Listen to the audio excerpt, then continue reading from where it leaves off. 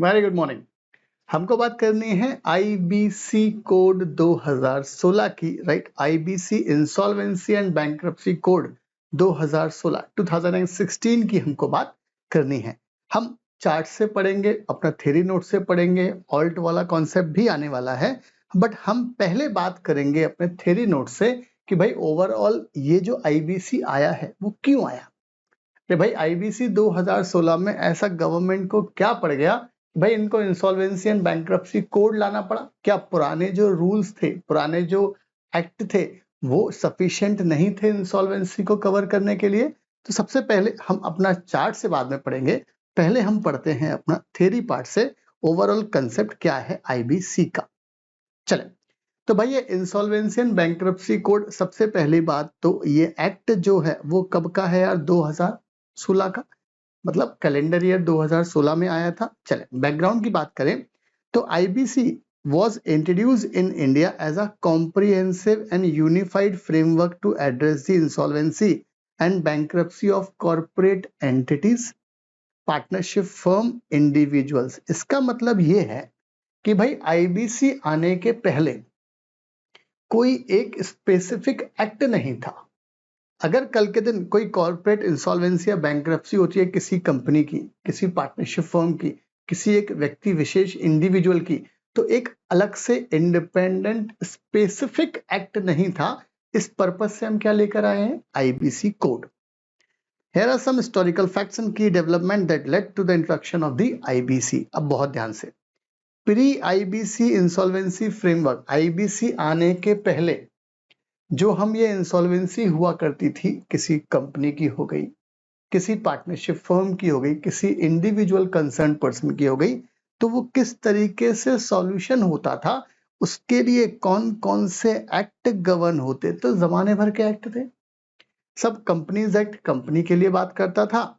सिक्का SICA जो सिक industrial development, वो कंपनीज जो बिल्कुल निपट गई थी कंपनी, उनके लिए। बैंक्स के लिए रिड्डा वाला एक्ट था अपना। तो कुल मिला के अलग अलग तरीके के एक्ट थे before the implementation of this IBC.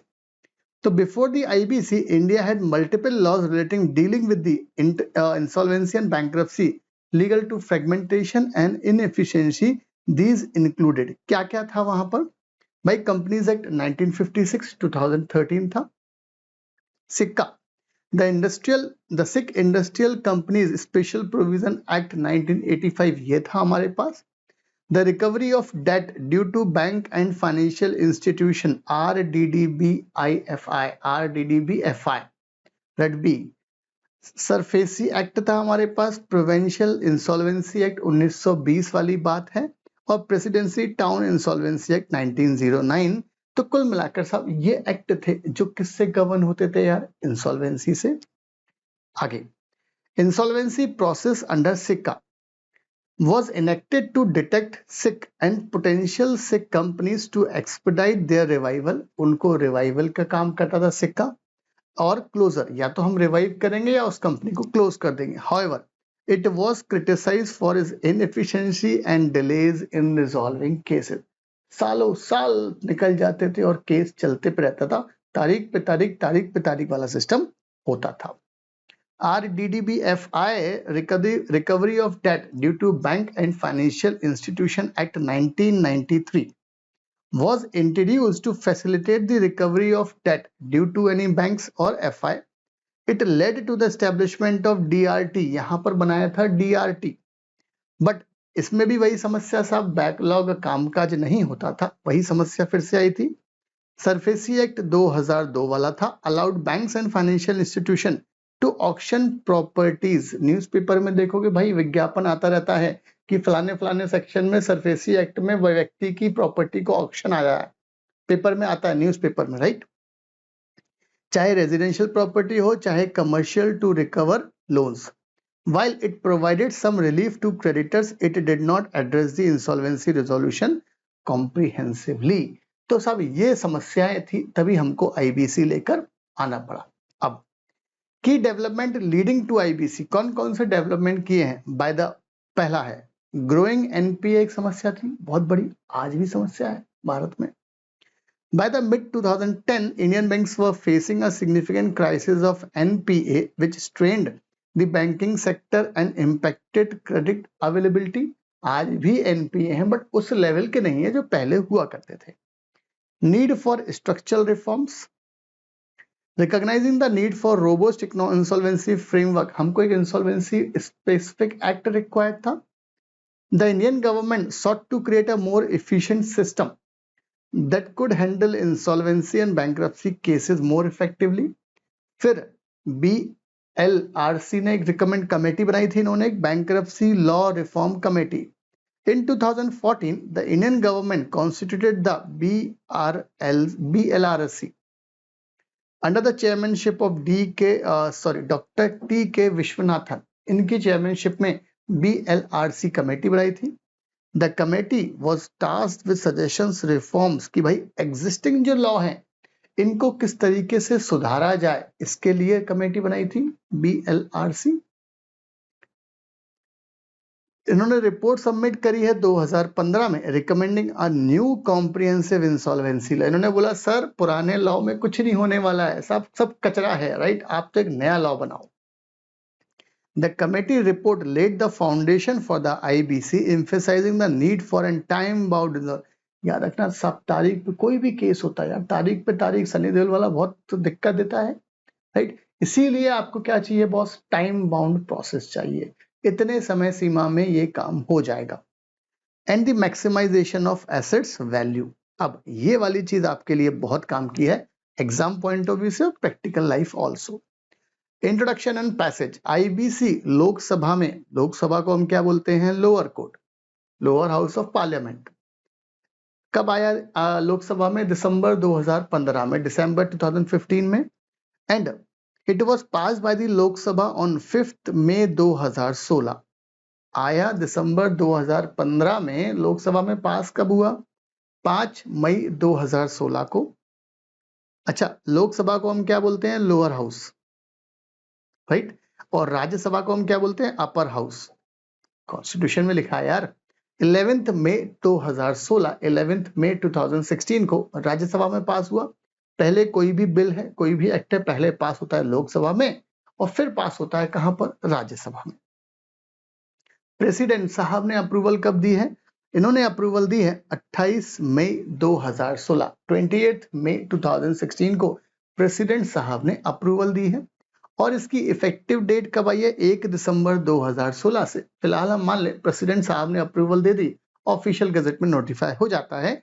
Effective कब से हुआ, प्रैक्टिकल लाइफ में एप्लीकेबिलिटी 1 दिसंबर 2016 से, राइट. तो आपके लिए डेट इंपॉर्टेंट है भाई कि लोकसभा में कब इंट्रोड्यूस करा गया है, दिसंबर 2015 में. लोकसभा ने पास कब किया, 5 मई 2016 को. राज्यसभा ने कब पास किया, उसके 6 दिन बाद, राइट. अरे भाई याद कैसे रखोगे यार, सिंपल है भाई, 5 मई, राइट. 5 मई, मई कौन सा महीना है, 5वां, तो उसके 6 दिन बाद तो आगे 11 मई हमारे पास. इस तरीके से आपको याद रखना है. 2016 की बात है. प्रेसिडेंट साहब ने कब अप्रूवल दी है, 28 मई 2016 को. प्रेसिडेंट साहब ने और थोड़ा सा इस पे विचार विमर्श किया है, सोचा है, समझा है, अकॉर्डिंगली अप्रूवल दी है. और इफेक्टिव कब से हुआ, 1 दिसंबर 2016 से. अब यहां पर जिस तरीके से कंपनीज एक्ट को कंट्रोल करने के लिए एक बोर्ड है, सेबी को करने के लिए, sorry, security market, BSc, NSC, stock exchange को कंट्रोल करने के लिए सेबी है, राइट. फीमा, फॉरेन ट्रांजैक्शन कंट्रोल करने के लिए आरबीआई है. मिनिस्ट्री है, एमसीए है आपका, कॉर्पोरेट लॉ कंट्रोल करने के लिए. तो वैसे ही यहां पर आईबीबीआई एक अथॉरिटी बना दी है जिसका काम है इस पूरे के पूरे एक्ट का अच्छे से इंप्लीमेंटेशन होना. सब चीजें, मुख्य जिम्मेदारी किसकी है, आईबीबीआई की. The insolvency and bankruptcy board of India, ये है board, was established as a regulatory body to oversee the implementation of IBC. It began functioning from October 16, 2000. 1 अक्टूबर 2016 से IBBI ने काम चालू कर दिया और इनका काम है कि ये इफेक्टिव प्रॉपर तरीके से इंप्लीमेंटेशन हो. ये काम किसका है, IBBI का. बहुत ध्यान से. लोकसभा में कब रखा गया था, दिसंबर 2015 में. 5 मई 2016 को लोकसभा ने पास किया. 6 दिन ऐड कर दो। राज्यसभा ने 11 मई को पास करा। भाई सिंपल है ना यार। प्रेसिडेंट साहब ने थोड़ा और टाइम लिया था, उन्होंने कब करा यार? 28 मई को करा था। करेक्ट, 28 मई 2016 को। और इफेक्टिव कब से हुआ? 1 दिसंबर 2016 से। चले अब हम बात करें यार, बहुत कुछ अमेंडमेंट्स आए हैं जो इंपॉर्टेंट है। फर्स्ट अमेंडमेंट है जो 2018 में है, वो क्या बोल रहा है? The first significant amendment to the IBC came in 2018, which aims to bar willful defaulters and related parties from submitting resolution plan. Law ने बोला तुम ही ने डिफॉल्ट करी, willful defaulter हो आप या उनके रिलेटेड पार्टी, और आप ही रिजोल्यूशन प्लान लेकर आ गए कि सर ये समाधान है। रिजोल्यूशन प्लान बाद में आएगा, डिस्कस करेंगे हम। This amendment address the issues relating to section 29A of the code, उसको एड्रेस करता है। फिर एक और अमेंडमेंट आया यार, उन्होंने क्या बोला साहब, आप बिल्डर हो, बिल्डर से आपने एक प्लॉट बुक करा, फ्लैट बना के देंगे आपको वो 2 साल में 3 साल में। कल के दिन बिल्डर हो गया डिफॉल्ट, आईबीसी में आ गए वो बिल्डर साहब, अब क्या होगा? तो लॉ ने बोला जो होम बायर है, जिस व्यक्ति ने एक अमाउंट डिपॉजिट दिया है, ईएमआई बेचारे की बंद गई है बैंक से, उसका क्या? तो लॉ ने बोला भाई तू भी क्रेडिटर की लाइन में आ जा। In 2018, an amendment was made to include home buyer as a financial creditor. सही चीज है, allowing them to have a voice in the COC. जब भी कमेटी ऑफ क्रेडिटर्स की मीटिंग होगी, जो रिजोल्यूशन प्लान के बारे में बात करेंगे, आगे पीछे के बारे में बात करेंगे, अब करना क्या है कंपनी का, उन्होंने बोला आप भी वहां पर आ जाओगे। And file insolvency application against the defaulting developers. अगर किसी डेवलपर साहब ने कोई डिफॉल्ट करी है तो भाई तू भी केस फाइल कर सकता है in the capacity of a financial creditor. CIRP, the corporate insolvency resolution process. The CIRP under the IBC mandates a 180 days period. 180 दिन में तो आपको न्याय मिलेगा। एक्सटेंड कर सकते हैं इसको बाय 90 डेज, मतलब 180 प्लस 90 हो गया आपका, तो हो गया 270 दिन। For resolution with the objective of resolving insolvency in a time bound manner. याद रखना साहब, समय न्याय अगर लेट मिले तो वो न्याय किसी काम का नहीं है। अमित शाह ने भी कहा था साहब ये, राइट, हमारे होम मिनिस्टर साहब ने।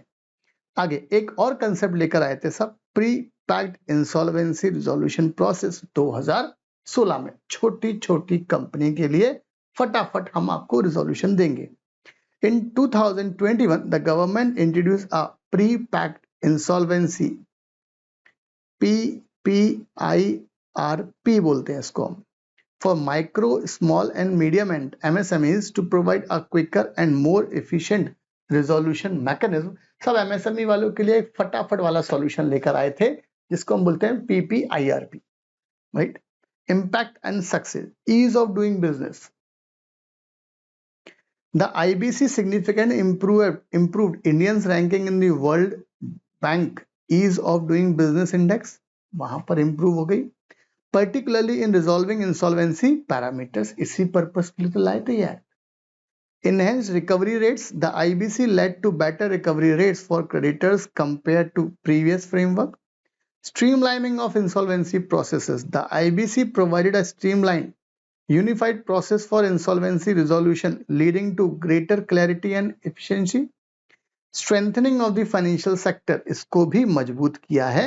तो भाई ये IBC का काम है जो इन्होंने मजबूत किया है बैंक्स को, फाइनेंशियल सेक्टर्स को। अच्छा, कंक्लूजन में बोल रहा है कि भाई ये एक इंडियन रिफॉर्म्स के लिए काम में आया था और यहाँ पर अलग अलग फ्रेमवर्क, टाइम बाउंड, ये सब कुछ हमने बनाया था। अब हम चले चार्ट से कि ओवरऑल कंसेप्ट क्या है IBC का। सबसे पहली बात तो IBC 2016, तो ये तो इसके ऑब्जेक्टिव रहे, pure theoretical, exam point of view से ज्यादा काम का नहीं है। Improved handling conflicts between the creditors and debtors, obviously वही कॉन्फ्लिक्ट तो डिस्कस करना है। अवॉइड, अच्छा टाइम लगता है तो डिस्ट्रक्शन ऑफ वैल्यू हो जाता है, समय पे हो जाए तो शायद सॉल्यूशन निकल आए कोई, वो वाली बात है। Drawing the line between the, अगर कोई कंपनी में बिजनेस फेलियर है तो उसको बताता है कि भाई किसकी फेलियर है या कोई गलत प्रैक्टिस के कारण हुआ है ये। Clearly allocate losses in macro economic downturns, अब अगर बात करें ओवरऑल तो भाई आईबीसी कोड में ये तो चैप्टर्स हैं आपके पास में और इतने सेक्शंस हैं आईबीसी में, ये है, बट डरने वाली बात नहीं है। ओवरऑल बात करें तो ओवरऑल सारा का सारा चैप्टर मतलब ये कोड 2016 5 पार्ट्स में डिवाइडेड है, 1 2 3 4 5। इन टोटल 5 पार्ट्स में 255 सेक्शंस हैं, मतलब टोटल आईबीसी में जो सेक्शंस हैं सिर्फ कितने हैं यार, 255। और उनमें भी आपके 11 तो शेड्यूल्स है साथ में। अरे भाई 255 तो हो गए सेक्शंस प्लस 11 हो गए, 11 हो गए schedules. Each part deals with the, her part अलग अलग मैटर से डिस्कस करता है। से फॉर एग्जांपल सेक्शन 1 से लेकर 3 तक बेसिक कॉन्सेप्ट्स की बात करेगा, डेफिनेशन देगा आपको। फिर insolvency resolution and liquidation for corporate person section 4 से लेकर 77 तक है। फिर insolvency resolution bankruptcy for individual and partnership 78 से लेकर 187 तक है कॉर्पोरेट्स के लिए। फिर बाद में चालू होगा insolvency for individuals and partnership firms. फिर resolution of insolvency professional agencies information utility, इसका जिक्र है यहाँ पर। मिसलेनियस प्रोविजन 2-5 सेक्शन ये रहे। तो कुल मिलाकर साहब ये है आपका कंसेप्ट।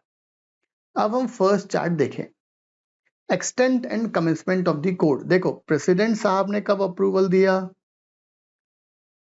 28 मई 2016 को, और सेक्शन 1 जो इफेक्टिव हुआ वो हुआ 1/12/2016 से इफेक्टिव हुआ।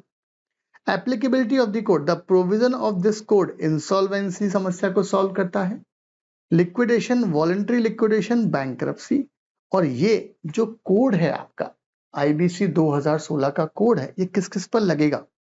Shall apply on following entity, पहला कोई भी कंपनी जो कंपनी इनकॉर्पोरेट हुई है 2013 में या 1956 में थी उस पर लगने वाला है। Any other company govern by any special act, कोई खुद के एक्ट में बनी है उस पर भी लगेगा ये आईबीसी। भाई लिमिटेड लायबिलिटी पार्टनरशिप पर भी ये एक्ट लगता है। Any other body corporate under any law for the time being in force as the central government में स्पेसिफाइड। कोई मतलब 4 पॉइंट हो गया हमारे पास। पहला पॉइंट कंपनीज एक्ट 2013 वाला, दूसरा पॉइंट जो कोई स्पेशल एक्ट में बनी है, फिर एलएलपी है या किसी और कोई बॉडी कॉर्पोरेटेड है जो गवर्नमेंट ने बनाया हो। Personal guarantor to corporate debtor, उन पर भी एक्ट लगता है। पार्टनरशिप फर्म और प्रोप्राइटरशिप फर्म, उन पर भी एक्ट लगता है। Individual other than clause e, इनको ये वाला छोड़ के और कोई दूसरे इंडिविजुअल्स हैं उनके ऊपर भी आईबीसी कोड 2016 लगने वाला है। तो भाई 2016 की एप्लीकेबिलिटी के लिए 2, 3, 4, 5, 6, 7 तरह के पर्सन्स पर आपका आईबीसी लगने वाला है। किस किस पर नहीं लगेगा, वो एंटिटीज पर, वो सर्विस प्रोवाइडर पर, लाइक बैंक है, फाइनेंशियल इंस्टीट्यूशन है, इंश्योरेंस कंपनी है, क्योंकि इनके लिए आरबीआई बैठा है, आईआरडीए बैठा है, ये बैठे हैं सब कुछ। तो लॉ ने बोला not apply over corporate person who are regulated as a financial service provider, for example bank, insurance वाले, फाइनेंशियल इंस्टीट्यूशन, एनबीएफसी वगैरह। Features of the code, comprehensive law है भाई जो डील करेगा इन सबकी इंसॉल्वेंसी, चाहे कॉर्पोरेट हो, चाहे पार्टनरशिप फर्म हो, एलएलपी हो, इंडिविजुअल हो। कोई भी बार बार अलग अलग तरीके के लॉ नहीं है, सब रिकवरी वाला लॉ है, जैसे अपना था पहले सिक्का वाला लॉ है, ये अलग अलग नहीं है, एक है आईबीसी। लो टाइम रिजोल्यूशन 180 दिन, 90 दिन का extension, total 270 days max to max, 1 साल के अंदर खत्म हो जाना है। Priority to the interest of the workman and employees, याद करो वाइंडिंग अप में भी होता है। Preferential creditor, overriding preferential creditor, याद आया कुछ, वो सब चीज भी यहाँ पर है। New regulatory authority, one time one window clearance, one chain of authority. NCLT adjudicate करेगा इंसॉल्वेंसी प्रोसेस फॉर कंपनीज, और अगर इंडिविजुअल का इंसॉल्वेंसी है तो उसके लिए डीआरटी एक अथॉरिटी है जो बनाया गया, डेट रिकवरी ट्रिब्यूनल, राइट। तो ये हमारा ओवरऑल पूरा का पूरा आईबीसी का बेसिक है कि भाई आईबीसी कब आया, क्यों आया, आकर क्या करा, क्या क्या अमेंडमेंट्स हुए, किस तारीख को आया, कौन कौन सी एंटिटीज पर लगता है। तो ये पूरा का पूरा डिस्कशन हमने बेसिक फंडा देखा है आईबीसी का। एग्जाम पॉइंट ऑफ व्यू से कुछ कुछ चीजें बहुत काम की हैं, राइट। चलिए, थैंक यू।